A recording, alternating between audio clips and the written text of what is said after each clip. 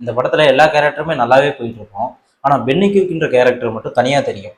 எப்படின்னா, இந்த ஊர்ல இருக்க எல்லாத்துக்கும் கல்யாணம் ஆயிருக்கும். ஆனா இவர் மட்டும் மொட்டை பையனா இருப்பாரு. இருந்தாலும் ஊர்ல இருக்க எல்லா வேலையும் இழுத்து போட்டு செய்வார். பவுனுத்தாயி ஒரு மெடிக்கல் இஷ்யூனால படுத்ததுல இருந்து இந்த குடும்பத்துக்கான வேலை எல்லாத்தையுமே அவரு தான் பார்த்தாரு. அவங்க மகன்ல கூப்பிடுறதும் சரி, மற்ற இடத்துக்கு போய் நலம் விசாரிக்கிறதும் சரி, இந்த மாதிரி சின்ன சின்ன வேலைகளா இருந்தாலுமே அதை பொறுப்பா பண்ணிட்டு இருப்பாரு. ஆனா இவ்வளவு பொறுப்பா இருக்க மனுஷனுக்கு கல்யாணம் ஆயிருக்காரு. இந்த பென்னி குயிக்ட்ட ஒரு இடத்துல கேட்பாங்க, இந்த மாதிரி எதுக்காக உனக்கு கல்யாணம் தேவைப்படுது அப்படின்ற மாதிரி. அதுக்கு அவர் ஒரு எக்ஸ்பிளனேஷன் கொடுப்பாரு. இந்த கல்யாணங்கிறது வீட்டில் ஒரு பொம்பளையாள் இருக்கப்ப அப்படின்ற மாதிரி ஆரம்பிச்சு ஒரு மாதிரி அது ஒரு எமோஷனலான ஃபீலிங்கோட சொல்லுவார். அப்போதான் தெரியும் பென்னி குயிக்ன்ற கேரக்டர் வந்து ஒரு கல்யாணத்துக்காகவும் சரி, தன்னோட மரியாதைக்காகவும் எப்படி பாடுபடுறாரு அப்படிங்கிறத ஒரு சிங்கிள் ஷாட்ல சொல்லியிருப்பாரு. கடைசியாக இந்த பென்னி குயிக் அப்படின்ற கேரக்டரால தான் பவுனுத்தாயி காப்பாற்றப்படுறாங்க.